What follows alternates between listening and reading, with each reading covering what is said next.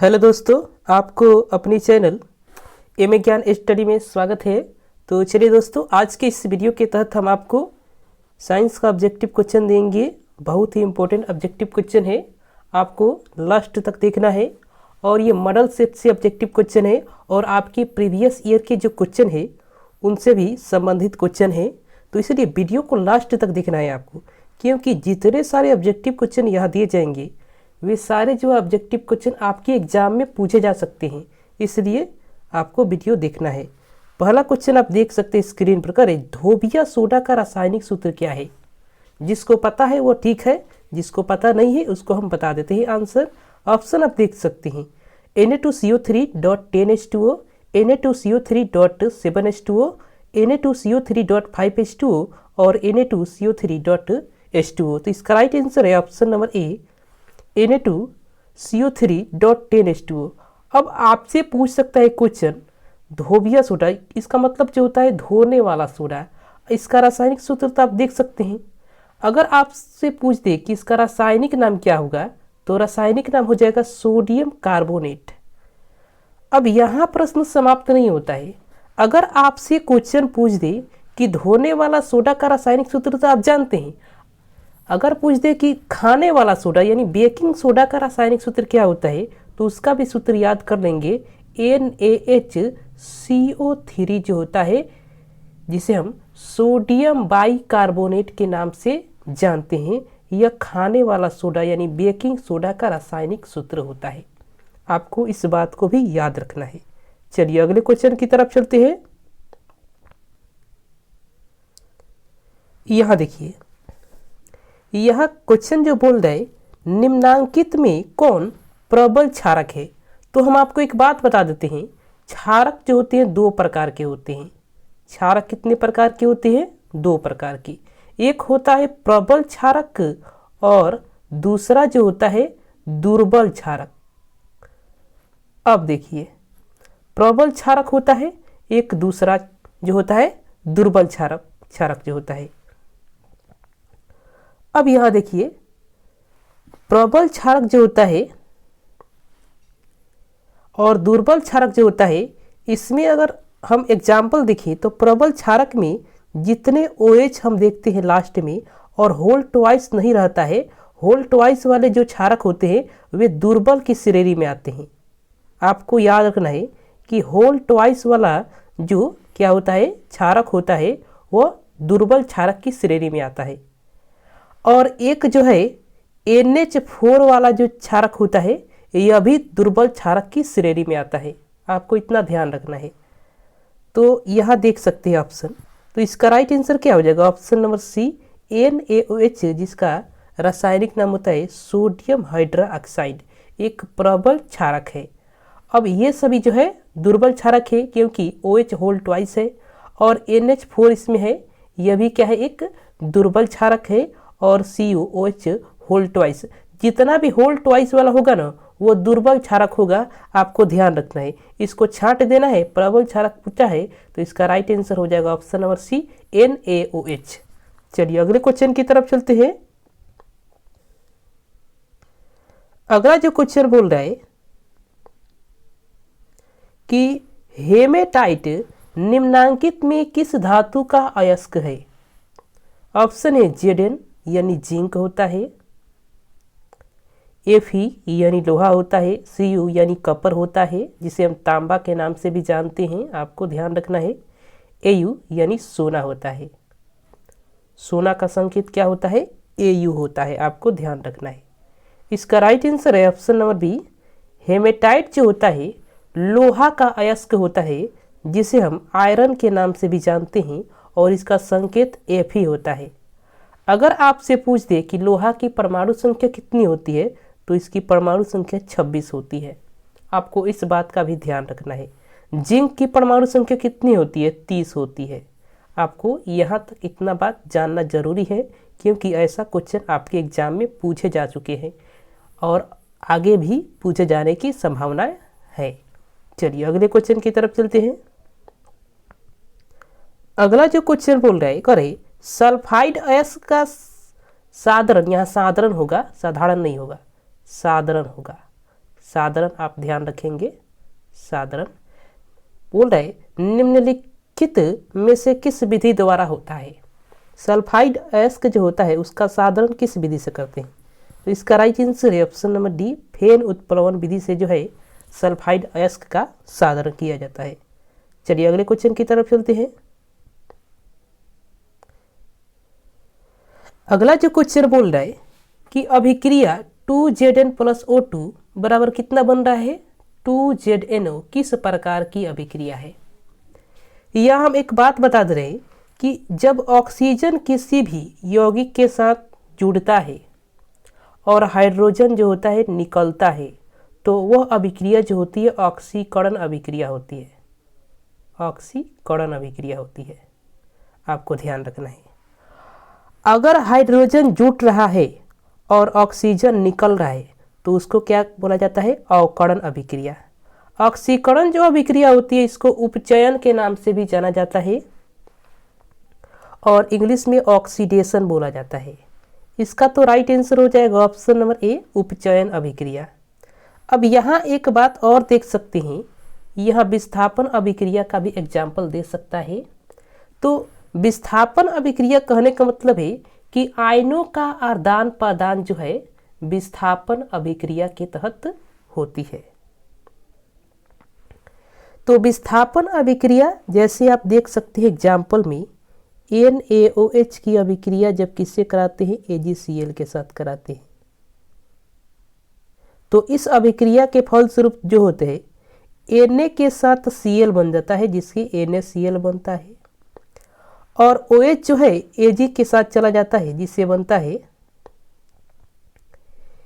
AgOH whole twice बनता है। आपको ध्यान रखना है, यहाँ 2Na हो जाएगा, समीकरण को क्या करेंगे? संतुलित। AgAl2 होता है तो यह AgOH होल ट्वाइस बन जाएगा। यह आप समझ चुके होंगे। अब उदासीनीकरण अभिक्रिया वह अभिक्रिया है जिसमें एक अम्ल की अभिक्रिया एक क्षार के साथ कराते हैं तो उसमें क्या बनता है? लवण बनता है और लवण बनने के फलस्वरूप क्या होता है? उदासीन जो होता है लवण होता है, तो उदासीनीकरण अभिक्रिया कहलाती है यह। यहाँ देखिए एग्जाम्पल में जब देखिए हम क्या करते हैं, HCl एक अम्ल है, इसकी अभिक्रिया NaOH यानी क्षार के साथ करा देते हैं तो कराने के फलस्वरूप क्या होता है कि NaCl एक लवण बनता है और H2O क्या बन जाता है? जल बन जाता है। यह दोनों उदासीन है तो इस प्रकार की अभिक्रिया को क्या कहा जाता है? उदासीनीकरण अभिक्रिया कहा जाता है। अब घटन अभिक्रिया आप जानते होंगे, एक एग्जाम्पल है CaCO3 CaO प्लस कितने बनता है? CO2 में टूटता है तो यह कौन सी अभिक्रिया होती है? अपघटन अभिक्रिया यानी वियोजन अभिक्रिया होती है। इतना बात आपको ध्यान रखना है। आपसे क्वेश्चन अलग टाइप से भी पूछा जा सकता है क्योंकि यह ये एग्जाम्पल जब बिहार बोर्ड ने दिया है तो देने की वजह यह है कि यहाँ से भी क्वेश्चन आपको आ सकते हैं, इसलिए इन सभी अभिक्रियाओं को भी ध्यान में रखना है। चलिए अगले क्वेश्चन की तरफ चलते हैं। अगला जो क्वेश्चन बोल रहा है कि अम्ल का जलीय विलयन विद्युत का संचालन करता है क्योंकि अम्ल जल में, यानी अम्ल जो होता है जल में क्या हो जाता है? आयनों में टूट जाता है, H+ आयन में टूटता है। अम्ल जो होता है H+ आयन जो होता है देता है। अगर आपसे पूछे कि एक यौगिक में H+ आयन है वह यौगिक हो सकता है तो आपको ध्यान रखना है कि अम्ल है, अम्ल में H+ आयन होता है और क्षार में OH- आयन होता है। यह जो क्वेश्चन है बोल रहा है कि अम्ल का जलीय विलयन विद्युत का संचालन क्यों करता है? तो करने का कारण है कि यह आयनों में टूट जाता है यानी आयनित हो जाता है। तो इसका राइट आंसर हो जाएगा ऑप्शन नंबर सी, आयनित होता है। अगले क्वेश्चन की तरफ चलते हैं। यहाँ जो अगला जो क्वेश्चन बोल रहा है कि लिथियम के बाह्यतम शेल में कितने इलेक्ट्रॉन विद्यमान है? तो आपको निकालना है इसे कि बाह्यतम शेल में कितने इलेक्ट्रॉन हो सकते हैं। तो सबसे पहले आपको जानकारी होनी चाहिए, लिथियम एक धातु है जिसका संकेत कितना होता है? Li होता है संकेत। इसकी परमाणु संख्या कितनी होती है? 3 होती है। अगर इसका इलेक्ट्रॉनिक विन्यास कर देते हैं तो 2 और एक लास्ट में बचता है। यही जो लास्ट में बचता है वही क्या होता है, बाहतम शेल में उपस्थित इलेक्ट्रॉन होता है। तो इसका राइट आंसर हो जाएगा ऑप्शन नंबर ए, एक है। आपको ध्यान रखना है। चलिए अगले क्वेश्चन की तरफ चलते हैं। अगला जो क्वेश्चन बोल रहा है, करे आवर्त सारणी के शून्य समूह का तत्व है। शून्य समूह कहने का मतलब है कि अक्रिय गैस, अक्रिय गैस, इसे नोबेल गैस के नाम से भी जानते हैं। आपको याद रखना है, नोबेल गैस। और इसे निष्क्रिय गैस या उत्कृष्ट गैस, उत्कृष्ट गैस के नाम से भी जानते हैं। इसका नाम है शून्य समूह का तत्व, अक्रिय गैस, नोबेल तत्व, उत्कृष्ट गैस। ये कोई भी नाम आपको दे सकता है एग्जाम में, तो आपको घबराना नहीं है। अक्रिय गैस में जो आते हैं तत्व उनका नाम है हीलियम है, रेडॉन है, जेनॉन है, क्रिप्टन है। ये जो तत्व है ये जो है किसमें आते हैं, आवर्त सारणी के शून्य समूह का तत्व है।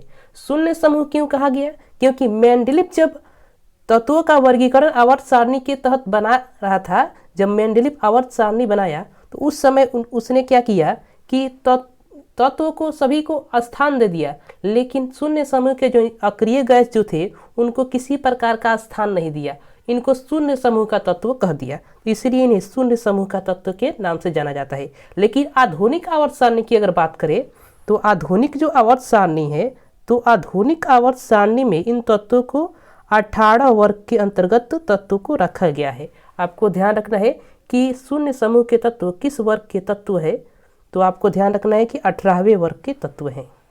तो इसका राइट आंसर आप समझ सकते हैं He यानी हीलियम। यहाँ देख सकते हैं He यानी हीलियम हो जाएगा, आवर्त सारणी के शून्य समूह का तत्व है। चलिए अगले क्वेश्चन की तरफ चलते हैं। यहाँ देख सकते हैं अगला जो क्वेश्चन बोल रहा है कि निम्नलिखित में सर्वाधिक विद्युत ऋणात्मक तत्व कौन है। ऑप्शन है F यानी फ्लोरीन, K यानी पोटेशियम, I यानी आयोडीन, Na यानी सोडियम। तो इसका राइट आंसर है option number A. Option number A जो है इसका राइट आंसर है, सर्वाधिक विद्युत ऋणात्मक तत्व होता है। अब यहाँ देखिए बात यहीं समाप्त नहीं होती है। अगर आपसे पूछ दे कि F किस वर्ग का तत्व है, 17वें वर्ग के, और 17वें वर्ग के जो तत्व होते हैं उसको हाइड्रोजन तत्व के नाम से जाना जाता है। आपको ध्यान रखना है, क्योंकि अगर पूछा जाता है एग्जाम में कि किस वर्ग के तत्व को हाइड्रोजन तत्व कहा जाता है, तो आपको ध्यान रखना है कि 17वें वर्ग के तत्व को हाइड्रोजन तत्व के नाम से जाना जाता है। चलिए अगले क्वेश्चन की तरफ चलते हैं। अगला जो क्वेश्चन बोल रहे करें ग्लूकोज का आणविक सूत्र है। ऑप्शन आप देख सकते हैं C2H5OH, C6H12O6, H2SO4 और C5H15ON7। तो इसका राइट आंसर है ऑप्शन नंबर बी, C6H12O6 जो है ग्लूकोज का आणविक सूत्र है। अगर आपसे क्वेश्चन में पूछ दे कि ग्लूकोज के आणविक सूत्र आप जानते हैं तो बात ठीक है। अगर आपसे क्वेश्चन यहाँ से घुमाए कि ग्लूकोज में कितने कार्बन के अणु होते हैं, तो C6 लिखा है ना, तो 6 गो कार्बन के अणु होते हैं ग्लूकोज में। ऑक्सीजन के 6 अणु होते हैं, हाइड्रोजन के 12 अणु होते हैं। आपको इतना ध्यान रखना है, ऐसे आपको आना चाहिए। अब यहाँ देखिए अगर आपसे पूछ दे कि C2H5OH किसका सूत्र है, तो यह जो है एल्कोहल का सूत्र होता है, जिसे हम एथाइल एल्कोहल के नाम से भी जानते हैं। आपको ध्यान रखना है। और इस एथाइल एल्कोहल को शराब के नाम से भी जानते हैं, शराब के नाम से भी इसे जाना जाता है। H2SO4 जो है यह किसका सूत्र होता है, सल्फ्यूरिक अम्ल का सूत्र होता है, और इसे अम्लों का राजा के नाम से जाना जाता है। और गंधक का जो अम्ल होता है इसे ही कहा जाता है। आपको ध्यान रखना है। तो चलिए दोस्तों, यही हम प्रश्नों को समाप्त करते हैं। अगर प्रश्न अच्छा है तो वीडियो को लाइक कर दीजिए और चैनल को सब्सक्राइब कर दीजिए, ताकि जितने सारे हम प्रश्न दें आपके सामने पहुंचता रहे। तो चलिए दोस्तों, धन्यवाद।